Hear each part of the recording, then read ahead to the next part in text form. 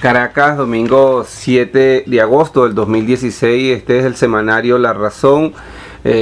para dar lectura a la columna Rao de Sombra de este semanario que se publica los domingos, sale los domingos. La columna Rao de Sombra es del periodista Manuel Malaver. Los petrodólares de Chávez embrujaron a Venezuela y América Latina. Creo que una de las claves para explicar el colapso del chavismo consistió en su empeño de establecer una amplia, dispendiosa y clientelar política social que, en cuanto no estaba sustentada en una economía productiva, creciente y sostenible, sino en los altos precios del petróleo, al iniciarse la caída de los mismos desató un resquebrajamiento del modelo hasta volverlo añicos. Para sobrevivir y sostenerse resultó insoslayable licuar el gasto, reducirlo casi a cero, y para ello ninguna receta más apropiada que la hiperinflación, que al par de liquidar lo que quedaba de las empresas públicas y privadas, pulverizó las políticas sociales hasta llevarlas más allá del punto en que habían comenzado. De allí que sea inaplazable subrayar que la hiperinflación no le advino al régimen por variables económicas imprevistas ni de políticas monetarias que subestimaron el déficit o la tasa de cambio, sino de la caída de los precios del crudo, que obligó a reducir el gasto, pero no recortaron los sueldos o eliminaron empleos, sino haciéndolos ineficientes a través de las pérdidas de valor adquisitivo de una moneda que vale hoy menos que el papel en que se imprime, pero es una característica del socialismo, de todos los socialismos, para los cuales la pobreza y la desigualdad son marcas tan inescapables como la libreta de racionamiento, el hambre, las violaciones de los derechos humanos. La realidad venezolana actual, en consecuencia, no puede hincar más profundo en la piel y en extraña de la nación entera, pues sin un aparato productivo público y privado que atienda la demanda, ni producción petrolera que genere los ingresos suficientes para cubrir las importaciones, nos hundimos en una parálisis en la cual los campos convertidos en rastrojo y los puertos vacíos es la visual típica de la tragedia que se vive y sufre. Claro que en el caso venezolano las cosas no fueron tan sencillas y hubo la expectativa de que ahora sí los socialistas introducirían cambios y los resultados no serían tan desastrosos. Para empezar, el difunto, el promotor del modelo, que venía de un partido comunista o socialista, que no venía de un partido comunista o socialista, sino era un militar de baja graduación que había fracasado en la intentona golpista del 4 de febrero de 1992, y que, si bien en la cárcel donde esperaba el juicio por sus delitos, se manifestó como un izquierdista socialistoide, pronto declaró que renunciaba a los métodos violentos para tomar el poder y participó en las elecciones presidenciales del 6 de diciembre de 1998, que ganó ampliamente. Pero una cosa fue el difunto que participó en una campaña electoral, y otro el que se instaló en Miraflores para ejercer la primera magistratura, pues desde los primeros días dio prueba de un discurso social agresivo, violento, divisionista y antidemocrático, que pronto alcanzó alturas antiimperialistas y se lanzó a promover la lucha de pobres contra ricos. Más grave, sin embargo, fue que hiciera redactar una nueva constitución que le torcía el cuello a la independencia de los poderes, que el ejército fuera llamado a reemprender la toma del poder en que había fracasado en el año 1992, que empresas nacionales como PDVSA fuera objeto de una limpieza ideológica y más de 25.000 trabajadores despedidos, y que a partir del 2003 comenzara un férreo control de cambios que convirtió al difunto y su partido en los amos de la economía. pero el difunto real, el de carne y hueso, el dictador, el socialista anacrónico y sin inserción real en los cambios históricos que reclamaban Venezuela y América Latina, no apareció hasta mediados de agosto del 2004, cuando en cuestión de meses los precios del petróleo se fueron casi a $100 el barril y un nuevo ciclo alcista puso en las manos del locuaz profeta una riqueza como no habían soñado el resto de sus antecesores en la presidencia de la República. Se instaló por esa vía una gigantesca maquinaria de gasto público y del primero hasta el último dólar que ingresó en la Tesorería Nacional en los años de mayor auge del alza. No es exagerado afirmar que fue tirado a esta molienda, donde el pueblo se quedó sin nada y el pseudo empresario, funcionarios corruptos y gobiernos, clientes o afiliados se lo llevaron todo o casi todo. En la expoliación es indescriptible que jugó un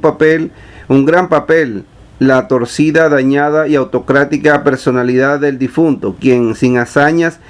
que contar para instaurar una dictadura heroica tal cual la imponen los manuales del marxismo y el socialismo ortodoxo, se agarró al clavo ardiente del maná petrolero para emerger como un Stalin, un Mao, un Fidel Castro, pero sin guerra civil rusa, gran marcha china o sierra maestra cubana. El petrodictador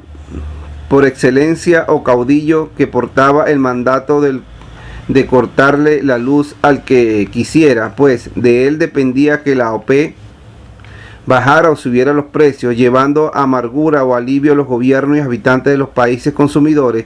El difunto era buen vendedor, pero quizás mejor comprador. El auténtico capitalista ideológico y revolucionario, y sin duda que las operaciones más rentables que realizó en ese mercado fue ganar apoyo o neutralidad entre sus sectores de la clase media y de las clases populares venezolanas. En el primer caso, financiando el consumo a través de viajes y compras en el exterior, y en el segundo mediante las misiones que concedían a los pobres ayudas directas. Pero más audaz fue su política de innovar, destruyendo las empresas privadas nacionales, recorriendo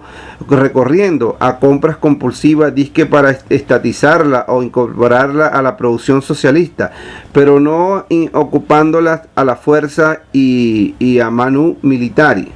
como era el estilo en las revoluciones marxistas ortodoxas, sino comprometiéndose a pagos que, aunque eran írritos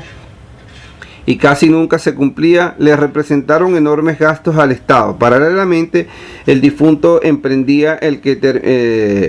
terminó siendo un Waterloo en el abuso de arrebatarle ingentes recursos a la nación venezolana para tirarlos al basurero de un delirio tan imposible como trágico. Tal fue emprender una cruzada por restaurar el socialismo en América Latina, nueva tierra de promisión, donde sí se cumplirían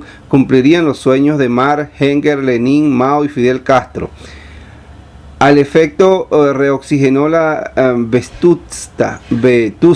podrida y siempre al borde del abismo economía cubana. Financió el establecimiento de un sistema de países clientes, Nicaragua, Ecuador y Bolivia, y otros países de hermanos y aliados, los populismos de Brasil, Argentina y Uruguay, que a través de ayudas directas los primeros y de acuerdos, contratos y programas de cooperación los segundos, se acercaron al festín venezolano con los fauces, alas y las garras abiertas y hambrientas. Fue en sentido estricto un despojo como jamás se había visto ni registrado en la historia, por el cual un grupo de países le entró a saco a las riquezas de otros, pero sin disparar un tiro ni ocuparlo, sino por obra y gracia de una ideología transnacional que prioriza los intereses de una utopía inviable y abstracta a las urgencias nacionales, humanas y concretas, pero que es imposible no destruya las bases éticas e institucionales y culturales de los países involucrados, cuyo liderazgo, seducidos por el capitalismo ideológico del difunto, no dudaron en corromper a sus gobiernos y partidos, corrompiéndose a sí mismos, los actuales escándalos que se suscitan en Brasil y Argentina, cuando pasado el auge de la alza de las materias primas, lo que quedaba de las instituciones se acercó a pedirles cuentas a Dilma Rousseff y a Cristina Kirchner. Es paradigmático y revelador de cómo el socialismo y su hermano menor, el populismo, puede engullirse economías completas, dejándolas al par de las devastadas enfermas. Grados que en el caso de Venezuela se elevan hasta niveles exponenciales, porque la oleada de corruptela, tanto interna como externa, nacieron de su gente y de su subsuelo, y extirparla requiere de un esfuerzo mayor. No obstante, en los 17 años que dura el chavismo, Venezuela no se ha rendido y su oposición ha luchado para que la hidra de 1000 cabezas no solo no crezca, sino que no permanezca. En la actualidad ya la oposición es la mitad del poder, porque el 6 de diciembre pasado conquistó la mayoría absoluta de la Asamblea Nacional y lleva a cabo una lucha sin cuartel por torcerle el pescuezo al indocumentado y su socialismo del siglo XXI, y salir este mismo año de la pesadilla neototalitaria a través de un referéndum revocatorio. Expectativas son plenamente favorecidas, porque ya no hay petrodólares de la abundancia ni el valor con que el difunto embrujó a Venezuela y América Latina, y el mismo centauro de Sabaneta murió en circunstancias misteriosas en La Habana, donde se propuso el rumor de que fue asesinado por la anuencia y participación de su sucesor, el indocumentado. De modo que aconseja, como una muy de moda en los últimos meses, que el difunto embrujó a Venezuela con una importación masiva desde La Habana de santeros cubanos. No es sino eso una conseja cargada de exoticismo y folclorismo, pero sin brisca de una realidad que habla de un país y un continente que no acceden a la modernidad y se mantienen en los predios de la Edad Media monárquica, absolutista y preindustrial. Hasta aquí la columna Rao de Sombra del periodista Manuel Malaver, que publica en el semanario La Razón hoy domingo 7 de agosto del 2016, aclarando aquí la nota al pie de página. Hay algunas palabras que son sustituidas por el lector. Pues entiéndase que Maduro se refiere a indocumentado y difunto se refiere a Chávez. Hasta aquí la